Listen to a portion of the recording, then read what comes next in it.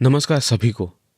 मैं सुरेंद्र धर्माधिकारी आज आपके लिए मुंशी प्रेमचंद जी द्वारा लिखित कहानी आखिरी मंजिल सुनाने जा रहा हूं।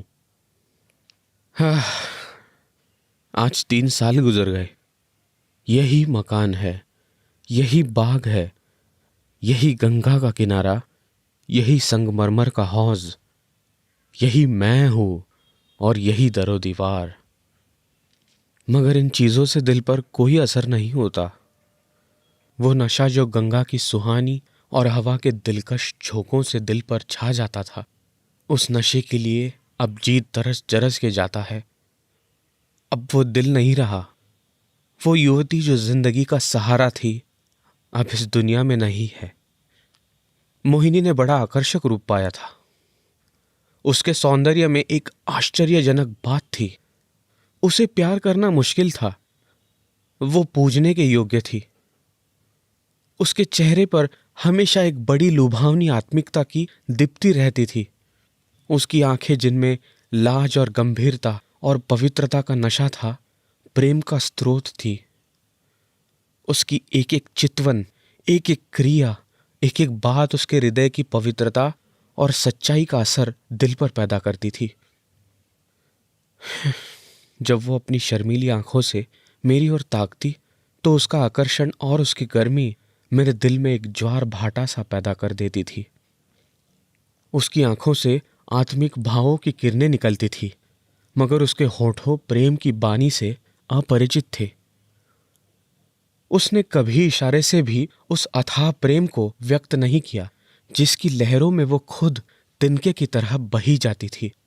उसके प्रेम की कोई सीमा न थी। वो प्रेम जिसका लक्ष्य मिलन है, प्रेम नहीं, वासना है। मोहिनी का प्रेम वो प्रेम था जो मिलने में भी वियोग के मजे लेता है। मुझे खूब याद है, एक बार जब उसी हौज के किनारे चांदनी रात में मेरी प्रेम भरी बातों से विभोर होकर उसने कहा था, वो आवाज अभी भी मेरे हृदय पर अंकित है। मिलन प्रेम का आदि है, अंत नहीं। प्रेम की समस्या पर इससे ज्यादा शानदार, इससे ज्यादा ऊंचा ख्याल कभी मेरी नजर में नहीं गुजरा। वो प्रेम जो चितवनों से पैदा होता है और वियोग में भी हरा भरा रहता है, वो वासना के एक झोंके को भी बर्दाश्त नहीं कर सकता। संभव है कि ये मेरी आत्मस्तुति हो, मगर वो प्रेम जो मेरी कमजोरियों के बावजूद मोहिनी को मुझसे था, उसका एक कतरा भी मुझे बेसुध करने के लिए काफी था। मेरा हृदय इतना विशाल ही न था। मुझे आश्चर्य होता था कि मुझमें वो कौन सा गुण था जिसने मोहिनी को मेरे प्रति प्रेम से विवहल कर दिया था। सौंदर्य, आचरण की पवित्रता, मर्दानगी का जौहर, यही वो गुण है जिन पर मोहब्बत निछावर होती है। मगर मैं इनमें से एक पर भी गर्व नहीं कर सकता था। शायद मेरी कमजोरियां ही उस प्रेम की तड़प का कारण थी। मोहिनी में वो अदाएं न थी जिन पर रंगीली तबीयतें फिदा हो जाया करती है। तिरछी चितवन, रूप गर्व की मस्ती भरी हुई आंखें, दिल को मोह लेने वाली मुस्कुराहट, चंचल वाणी, उनमें से कोई चीज यहां न थी। मगर जिस तरह चांद की मध्यम सुहानी रोशनी में कभी कभी फुहारे पड़ने लगती है, उसी तरह निश्चल प्रेम में उसके चेहरे पर एक मुस्कुराहट कौंध जाती और आंखें नम हो जाती। ये अदा न थी, सच्चे भावों की तस्वीर थी जो मेरे हृदय में पवित्र प्रेम की खलबली पैदा कर देती थी। शाम का वक्त था। दिन और रात गले मिल रहे थे। आसमान पर मतवाली घटाएं छाई हुई थी और मैं मोहिनी के साथ उसी हौज के किनारे बैठा हुआ था। ठंडी ठंडी बयार और मस्त घटाएं हृदय के किसी कोने में सोते हुए प्रेम के भाव को जगा दिया करती है। वो मतवालापन जो उस वक्त हमारे दिलों पर छाया हुआ था, उस पर मैं हजारों होशमंदियों को कुर्बान कर सकता हूँ। ऐसा मालूम होता था कि उस मस्ती के आलम में हमारे दिल बेताब होकर आंखों से टपक पड़ेंगे। आज मोहिनी की जबान भी संयम की बेड़ियों से मुक्त हो गई थी और उसकी प्रेम में डूबी हुई बातों से मेरी आत्मा को जीवन मिल रहा था। एकाएक मोहिनी ने चौंक कर गंगा की तरफ देखा। हमारे दिलों की तरह उस वक्त गंगा भी उमड़ी हुई थी। पानी की उस उद्विग्न उठती गिरती सतह पर एक दिया बहता हुआ चला जाता था और उसका चमकता हुआ अक्स थिरकता और नाचता एक पुच्छल तारे की तरह पानी को आलोकित कर रहा था। उस नन्ही सी जान की क्या बिसात थी। कागज के चंद पुर्जे, बांस की चंद तीलियां, मिट्टी का एक दिया कि जैसे किसी की अतृप्त लालसाओं की समाधि थी, जिस पर किसी दुख बटाने वाले ने तरस खाकर एक दिया जला दिया था। मगर वो नन्ही सी जान जिसके अस्तित्व का कोई ठिकाना न था, उस अथाह सागर में उछलती हुई लहरों से टकराती, भंवरों से हिलकोरे खाती, शोर करती हुई लहरों को रौंदती चली जाती थी। शायद जल देवियों ने उसकी निर्बलता पर तरस खाकर उसे अपने आंचलों में छिपा लिया था। जब तक वो दिया झिलमिलाता और टिमटिमाता हमदर्द लहरों से झकोरे लेता दिखाई दिया। मोहिनी टकटकी लगाए खोई सी उसकी तरफ ताकती रही। जब वो आंख से ओंझल हो गया तो वो बेचैनी से उठ खड़ी हुई और बोली, मैं किनारे पर जाकर उस दिए को देखूंगी। जिस तरह हलवाई की मनभावन पुकार सुनकर बच्चा घर से बाहर निकल पड़ता है और चाव भरी आंखों से देखता और अधीर आवाजों से पुकारता उस नेमत के थाल की तरफ दौड़ता है, उसी जोश और चाव के साथ मोहिनी नदी के किनारे चली। बाग से नदी तक सीढ़ियां बनी हुई थी। हम दोनों तेजी के साथ नीचे उतरे और किनारे पहुंचते ही मोहिनी ने खुशी के मारे उछलकर जोर से कहा, अभी है, अभी है, देखो वो निकल गया। वो बच्चों का सा उत्साह और उद्विग्न अधीरता जो मोहिनी के चेहरे पर उस समय थी, मुझे कभी न भूलेगी। मेरे दिल में सवाल पैदा हुआ, उस दिए से ऐसा हार्दिक संबंध, ऐसी विवलता क्यों? मुझ जैसा कवित्व शून्य व्यक्ति उस पहेली को जरा भी न बूझ सका। मेरे हृदय में आशंकाएं पैदा हुई। अंधेरी रात है, घटाएं उमड़ी हुई, नदी बाढ़ पर, हवा तेज, यह इस वक्त ठहरना ठीक नहीं। मगर मोहिनी, वो चाव भरे भोलेपन की तस्वीर उसे दिए की तरफ आंखें लगाए चुपचाप खड़ी थी और वो उदास दिया ज्यों हिलता मचलता चला जाता था, न जाने कहा किस देश। मगर थोड़ी देर के बाद वो दिया आंखों से ओझल हो गया। मोहिनी ने निराश स्वर में पूछा, गया, बुझ गया होगा। ये कहते कहते मोहिनी ने नाव की रस्सी खोल ली। जिस तरह पेड़ों की डालियां तूफान के झोंकों से झंकोले खाती है, उसी तरह ये डोंगी डावाडोल हो रही थी। नदी का वो डरावना विस्तार, लहरों की वो भयानक छलांगे, पानी की वो गरजती हुई आवाज, इस खौफनाक अंधेरे में इस डोंगी का बेड़ा क्यों कर पार होगा? मेरा दिल बैठ गया।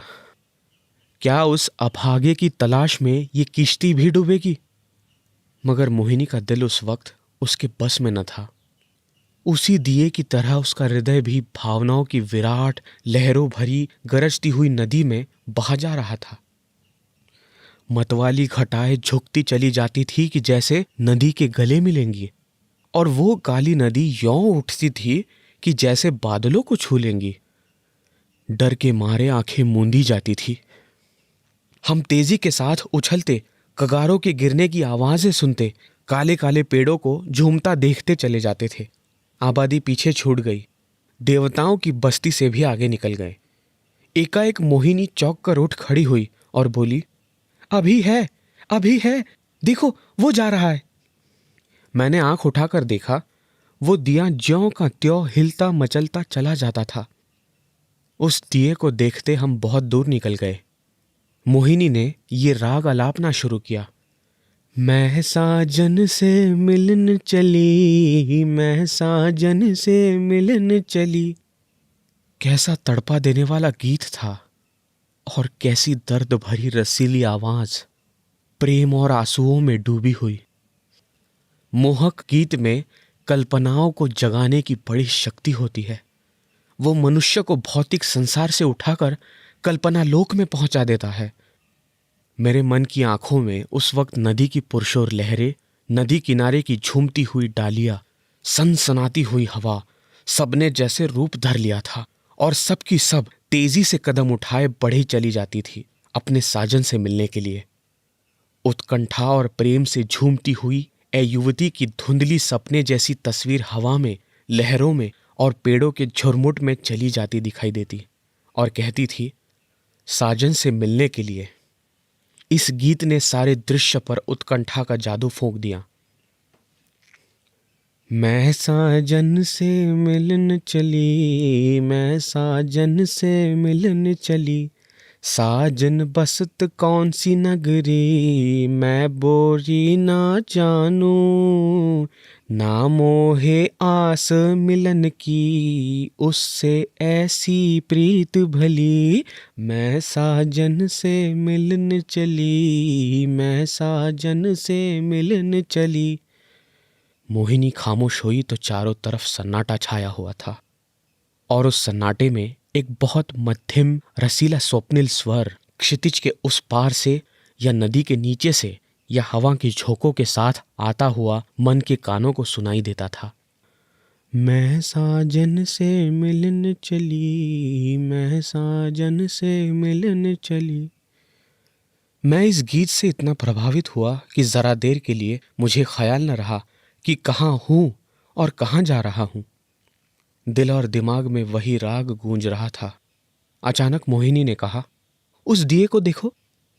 मैंने दिए की तरफ देखा। उसकी रोशनी मंद हो गई थी और आयु की पूंजी खत्म हो चली थी। आखिर वो एक बार जरा भपका और बुझ गया। जिस तरह पानी की बूंद नदी में गिरकर गायब हो जाती है, उसी तरह अंधेरे के फैलाव में उस दिए की हस्ती गायब हो गई। मोहिनी ने धीमे से कहा, अब नहीं दिखाई देता, बुझ गया। ये कहकर उसने एक ठंडी सांस ली। दर्द उमड़ आया, आंसुओं से गला फंस गया। जबान से सिर्फ इतना निकला, क्या यही उसकी आखिरी मंजिल थी? और आंखों से आंसू गिरने लगे। मेरी आंखों के सामने से पर्दा सा हट गया। मोहिनी की बेचैनी और उत्कंठा, अधीरता और उदासी का रहस्य समझ में आ गया और बरबस मेरी आंखों से भी आंसू की चंद बूंद टपक पड़ी। क्या उस शोर भरे खतरनाक तूफानी सफर की यही आखिरी मंजिल थी? दूसरे दिन मोहिनी उठी तो उसका चेहरा पीला था। उसे रात भर नींद नहीं आई थी। वो कवि स्वभाव की स्त्री थी। रात की इस घटना ने उसके दर्द भरे भावुक हृदय पर बहुत गहरा असर पैदा किया था। हंसी उसके होठों पर यूं ही बहुत कम आती थी। हाँ, चेहरा खिला रहता था। आज से वो हंसमुखपन भी विदा हो गया। हरदम चेहरे पर एक उदासी सी छाई रहती और बातें ऐसी जिनसे हृदय छलनी होता था और रोना आता था। मैं उसके दिल को इन ख्यालों से दूर रखने के लिए कई बार हंसाने वाले किस्से लाया, मगर उसने उन्हें खोलकर भी न देखा। हाँ, जब मैं घर पर न होता तो वो कवि की रचनाएं देखा करती, मगर इसलिए नहीं कि उनके पढ़ने से कोई आनंद मिलता था, बल्कि इसलिए कि उसे रोने के लिए ख्याल मिल जाता था। और वो कविताएं जो उस जमाने में उसने लिखी थी, दिल को पिघला देने वाले और दर्द भरे गीत है। कौन ऐसा व्यक्ति है जो उन्हें पढ़कर अपने आंसू रोक लेगा? वो कभी कभी अपनी कविताएं मुझे सुनाती और जब मैं दर्द में डूबकर उनकी प्रशंसा करता तो मुझे उसकी आंखों में आत्मा के उल्लास का नशा दिखाई पड़ता। हंसी, दिल्लगी और रंगीनी मुमकिन है कुछ लोगों के दिलों पर असर पैदा कर सके, मगर वो कौन सा दिल है जो दर्द के भावों से पिघल न जाएगा? एक रोज हम दोनों इसी बाग की सैर कर रहे थे। शाम का वक्त था और चैत का महीना। मोहिनी की तबीयत आज खुश थी। बहुत दिनों के बाद आज उसके होठों पर मुस्कुराहट की झलक दिखाई दी थी। जब शाम हो गई और पूर्णमासी का चांद गंगा की गोद से निकलकर ऊपर उठा तो हम इसी हौज के किनारे बैठ गए। ये मॉल सीढ़ियों की कतार और ये हौज मोहिनी की यादगार है। चांदनी में बिसात आई और चौपड़ होने लगी। आज तबीयत की ताजगी ने उसके रूप को चमका दिया था और उसकी मोहक चपलताएं मुझे मतवाला किए देती थी। मैं कई बाजियां खेला और हर बार हारा। हारने में जो मज़ा था वो जीतने में कहाँ। हल्की सी मस्ती में जो मज़ा है वो छकने और मतवाला होने में नहीं है।